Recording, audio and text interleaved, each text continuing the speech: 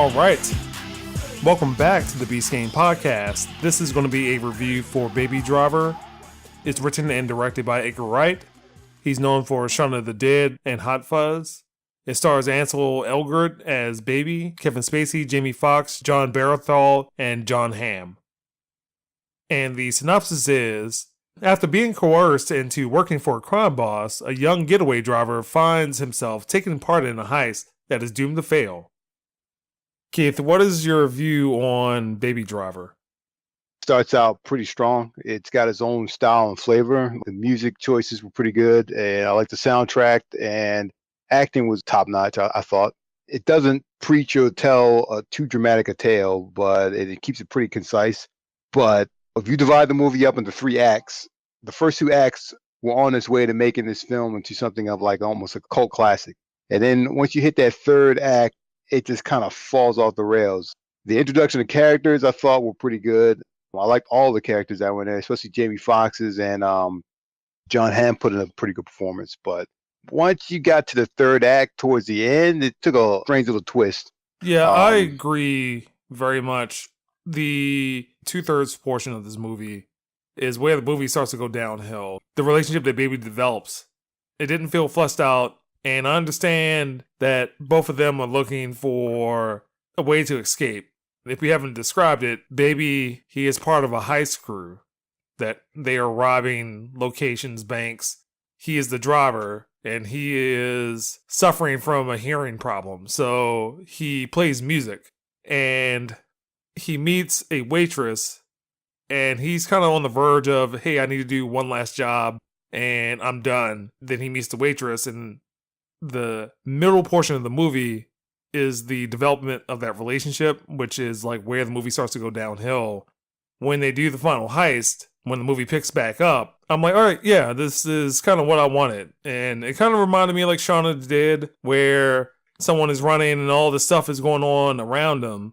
But the last 10 to 15 minutes of the movie, where I start knocking down a lot of points, because I wanted to like this movie. And just based off of the first half of the movie, I was like, oh, man, yeah, this is it. This is everything that I wanted. Snappy dialogue. It was like the characters were popping. They were all unique and charismatic. I was like, oh, I'm liking this. Jamie Foxx, I thought he was outstanding. This role is pretty good for him because he kind of shows a little bit of range. The thing that I like the most about this movie, at least the first half of the movie, it is kind of like a musical action comedy. The music drives the mood of the movie, and it's like, all right, well, everything's pretty snappy. The way that he's driving to the music, everything relates well. The camera work is pretty good because there's a couple of long shots that don't have any cuts. There's also good editing for the drive and chase scenes. Something that's shot sensibly. Something that's shot where you understand what is going on, why things are happening, how someone can escape around it. Like the geography is done well. Yeah. But as soon as the relationship starts to take off and that middle portion tries to, 1, have them come together, and then 2, have all this other stuff tie into making the relationship a problem for Baby, is where the movie hits a snag. That relationship wasn't what kind of threw it off the rails for me. It was kind of like the final heist. It was so different in how it was executed, and that it almost felt like at any moment I felt like, okay, this is a dream sequence. He's just going to wake up and be like, wow, all that jacked up stuff happened. I need to get my head in the game and stuff. Everything just started going off the rails, and his character's motivations kind of did a 180, where before he seemed completely in control, and then that last act, he was completely out of control. It was like and events went out of control, and I didn't like it. The same thing you just said also applies to Kevin Spacey, because he changes his tone at some of those very end scenes. And it's like, what is his motivation at that point when his motivation was money? What's the point for him doing that? And he kind of plays the same role that he played in 21, which was that Blackjack movie. It's almost similar, that he is technically the bad guy, but he has a young prodigy and he's trying to do things for the right reason. Right. All this just happened, and then a number of cool moments and stuff. Then John Hamm's character like kind of went off the rails. They're like, what the heck? Yeah, because like, they set him up to be his friend. They set him up to, hey, he enjoys the music. He enjoys trying to vibe with him, even though Baby is not a hardened criminal. And it's like, all right, well, they're developing something there, but... Right. And then they turn it on itself, which is fine, but just the way that it happens. The way that it's supposed to happen is that all this stuff is happening around Baby, and he can't control it, but like you said, he's supposed to be in control, and then he loses control, and it never really seems like he is doing it on purpose. And then it tries to go in this different section where it's like, now it's pulling from like 50s and 60s movies. Hold on, this is different. You and I both agree. It was like that last section. It was just like, what the heck? But then the ending was just like, what the, okay. I would say this. Out there. Did you see American Ultra? I don't know. I did not. It's a Jesse Eisenberg movie. And yeah, I'm not a huge Jesse Eisenberg fan, so. That movie pretty much goes off in this crazy direction, the last act.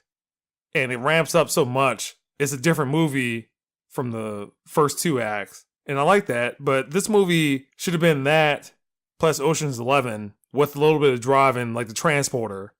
Right. I mean, really, the Transporter might be the closest analog to this movie, that at least the first Transporter, Jason Statham does a job, the person that he does the job for turns on him, and then he's kind of fighting for his life.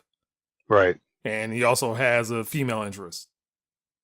So I have a question, and then we'll get into scores. So out of some of the larger films that Edgar Wright has directed, which ones are your favorites and which ones are your least favorites? So we could have Shaun of the Dead, Hot Fuzz, Scott Pilgrim versus the World, and The World's End. Let's see. I'm going to go with start beginning to end. So I'm going to go with my favorite is, I'm going to say Scott Pilgrim versus the World. There was something snappy and just the crazy premise and it worked. Hot Fuzz, Shaun of the Dead, The World's End, and Baby Driver. I would probably go in that same format. So Scott Pilgrim versus the World and maybe Shaun of the Dead might underrated be film, close. man. Underappreciated right from the get-go. I'm disappointed that people didn't go to see that movie. It's right up there with Judge Dredd in the box office. And also Kick-Ass kind of came out at the same time as Scott Pilgrim. Just kind of remember. Yes. Yeah, it did, I think. Right around the same time. Yeah, but... So, Keith, what is your score for Baby Driver? Movie's well on its way to a 9, but that last portion, I give it, it kind of dropped it down a couple points. I'm going to give this movie a 6.5 because I might watch it again, but I wouldn't sit back and watch it through the entire thing. So, kind of holding out hope that the movie's going to improve, like it's going to pick up properly, but kind of waiting for it to end. And I was like, okay, I give it a 6.5. All right. So, for me... Again, I like the use of music. I did like the relationship with his roommate, how they vibe together, and it was all through music. It is a very masterful movie, that first third. That second third, it's a different movie. The later third is not the greatest movie. The movie is too long. The movie is almost 2 hours. It's an hour and 50-some minutes. If it was an hour and 30 minutes, it would have been great. Yeah, agreed. So... I'm going to take a page out of your book and also give this a 6.5. I really, really wanted to like this movie. That first act is an 8. The second act is like, all right, well, that goes down to a 7. And then the third act is like, oh, okay. And especially the last 10 minutes of that last act. Yeah, it's just kind of dragged. Yeah, so 6.5s across the board. Keith and I agree. And...